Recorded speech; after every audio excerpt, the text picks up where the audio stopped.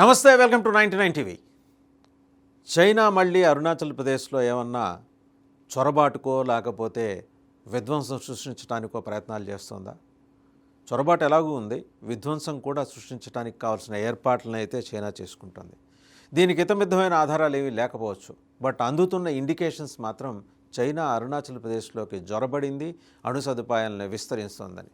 But ఇప్పటివరకు ఉన్న సమాచారం అరుణాచల్ ప్రదేశ్కి 800 కిలోమీటర్ల దూరంలో సిచువాన్ ప్రావిన్స్లో మొత్తం పర్వత శ్రేణులు నెలకొన్న ప్రాంతంలో జిటాంగ్ అండ్ పింగ్టాంగ్ ఈ రెండు ఏరియాస్లో కూడా న్యూక్లియర్ ఫెసిలిటీస్ని ఆల్రెడీ ఎస్టాబ్లిష్ చేసుకుంటూ వస్తుంది చైనా. 800 కిలోమీటర్లు అంటే పెద్ద దూరం కాదు, ఎందుకంటే ఆ నడి మధ్యన అక్కడి నుంచి చూస్తే సిచువాన్ ప్రావిన్స్ నుంచి అరుణాచల్ ప్రదేశ్ మధ్య ఉన్న డిస్టెన్స్ని చూస్తే ఎక్కువ కొండ కోనలు, పర్వత ప్రాంతాలు, వాగులు, వంకలు, రకరకాల స్ట్రీమ్స్ అండ్ ఏ రకంగా చూసినా మన రాడార్లకు అందని ఒక బలమైన వ్యవస్థనైతే అక్కడ చైనా నిర్మించుకుంది. నేరుగా తీసుకొచ్చి అక్కడ అణు సదుపాయాలను విస్తరిస్తోంది అంటే ఖచ్చితంగా అరుణాచల్ ప్రదేశ్ని కబ్జా చేయడానికి చైనా గట్టి ప్రయత్నాలు చేస్తుంది. మన దగ్గర స్పష్టమైన సమాచారం ఉన్నది ఏంటంటే సిచువాన్ పర్వత శ్రేణులు, సిచువాన్ ప్రావిన్స్, అక్కడ జిటాంగ్, పింగ్టాంగ్ ఈ రెండు ఏరియాస్లో కూడా న్యూక్లియర్ ఫెసిలిటీస్ని చైనా ఎక్స్టెండ్ చేసుకుంటూ వెళ్తుంది. ఆల్రెడీ ఎస్టాబ్లిష్డ్ అండ్ ఎక్స్టెండ్ చేసుకుంటూ వెళ్తుంది. ఆ 800 కిలోమీటర్ల దూరం నుంచి అలా నేరుగా కిందకి దిగుతూ వస్తే దగ్గర అరుణాచల్ ప్రదేశ్కి ఒక 70 నుంచి 100 కిలోమీటర్ల ప్రాంతంలో కూడా China has identified a different place. అక్కడ ఒక రహస్య అణు స్థావరాన్ని చైనా నిర్మిస్తోందని చెప్పేసి సమాచారం. సరే, దీని దగ్గర ఎవరి లెక్కలు ఆడుకున్నాయి. అరుణాచల్ ప్రదేశ్ని చైనా ఎప్పటి నుంచో క్లెయిమ్ చేసుకుంటూ వస్తుంది, ఇది మాది అని. అరుణాచల్ ప్రదేశ్కి వాళ్ళు చైనా భాషలో వేరే పేరు కూడా పెట్టుకున్నారు. ఇలాగే ఈ తవాంగ్, జిటాంగ్, టింగ్పెంగ్ ఇలాంటి పేర్లే ఉంటాయి వాళ్ళకి. సో ప్రస్తుతం అయితే అక్కడ ఉన్నాయి, సిచువాన్ పర్వత శ్రేణుల్లో పెట్టుకుంది, అది ఎస్టాబ్లిష్డ్. దాంట్లో జిటాంగ్, పింగ్టాంగ్ ఈ రెండు చోట్ల పెట్టుకుంది. అక్కడి నుంచి ఇక్కడికి ఎందుకు వస్తుంది, అరుణాచల్ ప్రదేశ్ వైపు ఎందుకు వస్తుంది, ఎందుకు అక్కడ దాచాలనుకుంటుంది? అండ్ ఇన్ఫ్యాక్ట్ ఒకసారి 2024 లెక్కలు చూస్తే చైనా దగ్గర 600 న్యూక్లియర్ వార్ హెడ్స్ ఉన్నాయి. అవి 1000కి పెంచాలి, 2030 నాటికి 1000 war heads, nuclear war heads పెంచాలని చెప్పేసి చైనా ఆలోచన. ఇది పొరుగునున్న మనకి చాలా ప్రమాదకరమైన సంకేతం. చైనాని నమ్మటానికి వీల్లేదు ఎట్టి పరిస్థితుల్లో. 60s అనుభవాల తర్వాత చైనా ఏంటంటే నేరుగా యుద్ధానికి దిగటం లేదు, ప్రాక్సీ వరకు దిగుతోంది. ఇలాంటి హెచ్చరికలు పంపించడం, చొరబాట్లు చేయటం, చిన్న తగాదాలు, సరిహద్దు తగాదాలు చేసి మన ఫోకస్ అటువైపు మళ్ళేలా చేసి వెనకాల వైపేమో అణు స్థావరాల విస్తరణ, అణు సదుపాయాల విస్తరణ చేసుకుంటూ వెళ్ళటం. సో ఇట్స్ ఎ వార్నింగ్, నేరుగా హెచ్చరిక. అది చేస్తున్నది కంటికి కనపడదు కానీ నేరుగా హెచ్చరిక. ఎలాంటి హెచ్చరిక? దీన్ని మనం ఎలా డీల్ చేయాలి? దౌత్యపరంగా డీల్ చేయాలా, అంతర్జాతీయంగా ఒత్తిడి తీసుకొచ్చి చైనాని అక్కడి నుంచి ఉపసంహరించుకునేలా చేయాలా? అండ్ అలాగే మనం కూడా దానికి తగ్గ అణుశక్తిని సమీకరించుకోవాలా? 3 అంశాలు ఇప్పుడు మన ముందున్నాయి. దౌత్యపరంగా డీల్ చేయాలంటే అసలు మనల్ని చైనా ఎప్పుడు కేర్ చేసిందని దౌత్యపరంగా ఈ రోజుకి నేను పేరు చెప్పడానికి ఉన్న కొన్ని ప్రోటోకాల్స్ వల్ల పేరు చెప్పలేను, కానీ ఒక 2-3 అంబాసిడర్స్తో మాట్లాడినప్పుడు, ఫార్మర్ అంబాసిడర్స్ తోటి, వాళ్ళు అన్నారు అసలు మనల్ని చైనా ఎప్పుడైనా దౌత్యపరమైన సమావేశాలకు వెళ్ళినప్పుడు లెక్క కూడా చేయరంట చైనా రాయబారులు. ఓహో, యు ఆర్ ఫ్రమ్ ఇండియా, ఇంతే వాళ్ళ సంబోధన. ఒక చీత్కారపూర్వకమైన సంబోధన అనమాట, ఒక ప్రావెస్నెస్, పొగరుతో కూడిన సంబోధన అయితే ఉంటుంది. సో మనల్ని దౌత్యపరంగా అంగీకరించినప్పుడు చైనాతోటి దౌత్యపరంగా ఎలా మనం ముందుకెళ్తాం? అక్రాస్ ద టేబుల్ కూర్చొని మాట్లాడటానికి చైనా నుంచి రాయబారులు ముందుకు సిద్ధంగా ఉండరు, లేకపోతే వాళ్ళ మినిస్ట్రీ ఆఫ్ ఫారిన్ అఫైర్స్ వాళ్ళ అఫీషియల్స్ ముందుకు రారు. వాళ్ళకి ఉన్నది ఏంటంటే పీపుల్స్ లిబరేషన్ ఆర్మీ చేతిలో డెంగ్జీ ఇప్పుడున్న జీ జిన్పింగ్ ఉన్నాడా, లేకపోతే జీ జిన్పింగ్ చేతిలో పీపుల్స్ లిబరేషన్ ఆర్మీ ఉందా, ఇంకా ఇతమధ్యంగా తెలియలేదు. మనం ఎవరితో మాట్లాడాలంటే సైన్యాధికారులతో మాట్లాడాలా, లేకపోతే సైన్యాధికారులందరి మీద పెత్తనం ఉన్న జీ జిన్పింగ్ తోటో మాట్లాడాలా, చైనా ప్రీమియర్ తోటి? సో ఈ క్లారిటీ లేదు. ఒకటి, అంతర్జాతీయంగా ఒత్తిడి. ఏ రకమైన ఒత్తిడి చైనా మీద అంతర్జాతీయంగా తీసుకొస్తాం? ఏ దేశాలు మనతో కలిసి వస్తాయంటే ఇప్పుడు మనం ముందు ఒకే ఒక ఆప్షన్, యూరోపియన్ యూనియన్ ఎలాగూ ట్రేడ్ డీల్ కోసం మనతో వచ్చినప్పుడు యూరోపియన్ యూనియన్ ద్వారా చైనా మీద ఒత్తిడి. యూరోపియన్ యూనియన్కి చైనాకి కూడా పెద్ద బలమైన సంబంధాలు ఏం లేవు, అండ్ ఉన్నవన్నీ కూడా చైనాకి ఎవరితో సంబంధాలు ఉన్నా అవన్నీ కూడా వాణిజ్యపరమైన సంబంధాలే. బట్ ఈ particular nuclear facilities extension programme అనే దానికి సంబంధించి యూరోపియన్ యూనియన్ దేశాలు మనకు బాసటగా ఎంత మేరకు నిలబడి చైనాతో మాట్లాడతాయి, ఇదొక ప్రశ్న. సో దౌత్యపరంగా మనంగా డీల్ చేయడానికి చైనాకున్న ఆ కండకావరం దృష్ట్యా మనం నేరుగా డీల్ చేయలేని పరిస్థితి. కొన్ని యూరోపియన్ యూనియన్ ద్వారా ఒత్తిడి, అంతర్జాతీయ సమాజం ద్వారా ఒత్తిడి తేవాలంటే అదొక ఇబ్బంది. యూరోపియన్ యూనియన్కి చైనాకి కూడా అంత పెద్ద సఖ్యత ఏం లేదు, ఎందుకంటే ఉన్న వాణిజ్యపరమైన ఒప్పందాలు. అండ్ మూడోది అమెరికా నుంచి ఒత్తిడి అంటే పెనం మించి లేచి పొయ్యిలో పడ్డట్టు. మనకి చైనా పెనం అయితే అమెరికా పొయ్యి. ఈ పెనం మించి లేచి వెళ్ళి ఆ పొయ్యిలో పడాల్సిన నెసిటీ ఉంది. దాన్ని అడ్వాంటేజ్గా తీసుకొని అమెరికా ఏ రకమైన ఎత్తుగడలకి దుర్మార్గాలకి మన మీద పాల్పడుతుందో మనం చెప్పలేము.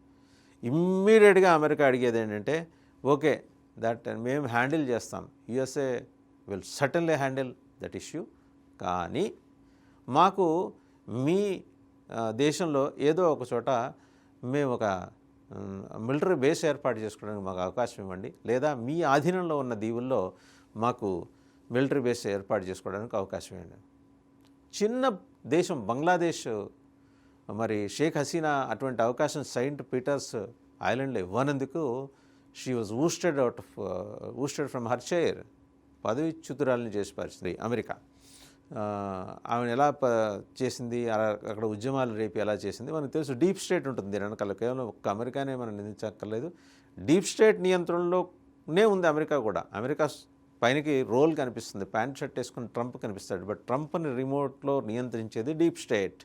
ఆ డీప్ స్టేట్ నియంత్రణలో బంగ్లాదేశ్లో ఎలాంటి ఉద్యమం జరిగింది, అమెరికాకి ఆ ఐలాండ్ ఇవ్వనందుకు. మిలిటరీ బేస్, చిన్న దేశం, ఆవిడ తన కంట్రీ సావర్నిటీని దృష్టిలో పెట్టుకుని నేను ఇవ్వను పొమ్మంది.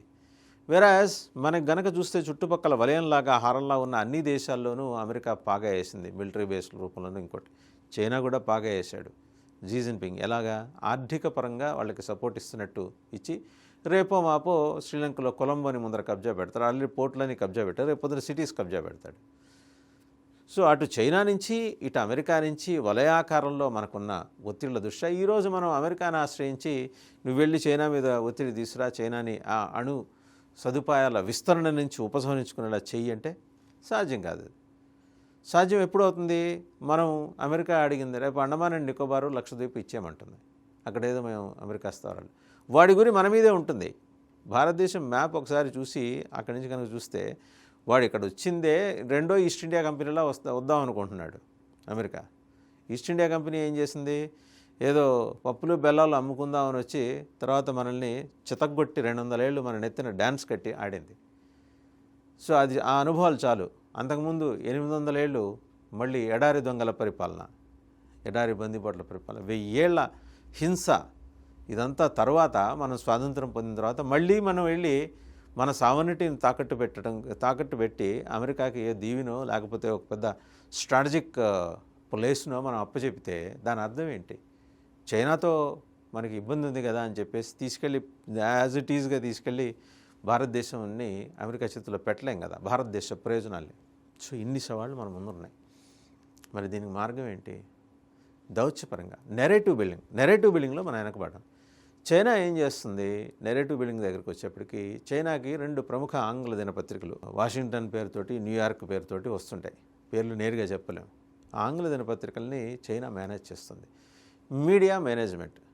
లేకపోతే చైనాలో ఐరన్ కర్టెన్స్ వెనకాల జరిగే అంతర్గత అంశాలకు సంబంధించిన వార్తా కథనాలు ఆ రెండిట్లోనే ఎందుకు వస్తాయి? ఎవరో అకార్డింగ్ టు సోర్సెస్, చైనా నుంచి ఒక సోర్స్, ఒక చీమ కూడా బయటికి రాదు ఆ ఇనుప చట్రాల వెనక నుంచి, ఐరన్ కర్టెన్స్ వెనక నుంచి, కానీ వీళ్ళిద్దరికి చేరుతాయి. సో ఒక నెరేటివ్ని బిల్డ్ చేస్తుంది. ఇప్పుడు అరుణాచల్ ప్రదేశ్ మీద క్లెయిమ్ కోసం ఎలా ముందరకు వస్తుంది. నెహ్రూ పరిపాలనా కాలంలో మనం ఉదాసీనంగా నిర్లిప్తంగా వదిలేసిన చాలా ప్రాంతాల మీద చైనా ఆధిపత్యం, పెత్తనం ఇవాల్టికి ఎలా సాగుతూ వస్తుందో దాన్ని అరికట్టడానికి భారత ప్రభుత్వం ఎన్ని ప్రయత్నాలు చేస్తున్నా అవరోధాలు ఎలా కలుగుతూ వస్తున్నాయో రకరకాలు మనం చూస్తూ వస్తున్నాం గడిచిన 10 ఏళ్ళలో.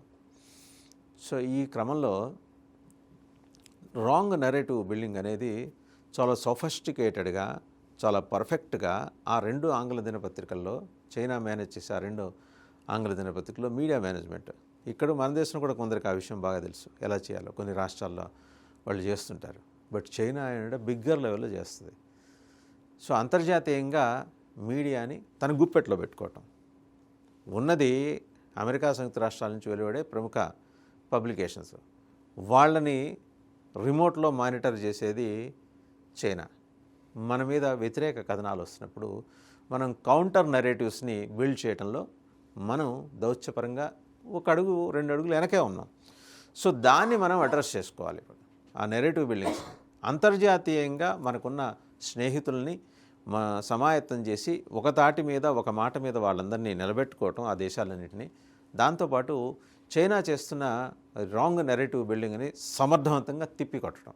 ఈ 2 అంశాలు. ఇవన్నీ మన ప్రభుత్వాలకు తెలియక కాదు, తెలియవని కాదు, చేస్తున్నాయి.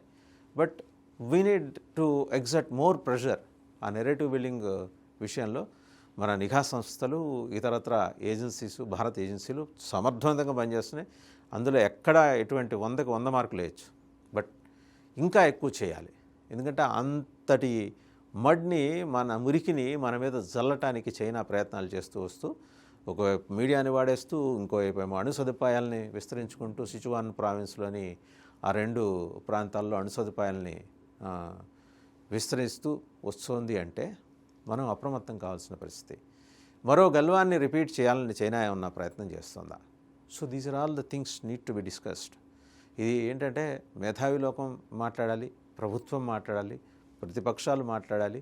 దేశ ఆంతరిక భద్రతకి పెను సవాలుగా పరిణమించిన చైనా దుర్మార్గపు పన్నాగాల్ని ఎత్తి చూపాలి. అంతర్జాతీయ సమాజం ముందు చైనాని నుంచోబెట్టి చైనా ప్రయత్నాల్ని తిప్పికొట్టాలి. ఇవన్నీ జరుగుతున్నాయి. ఇంకాస్త వేగంగా, మరింత సమర్థవంతంగా జరగాలి అని చెప్పి కోరుకుందాం.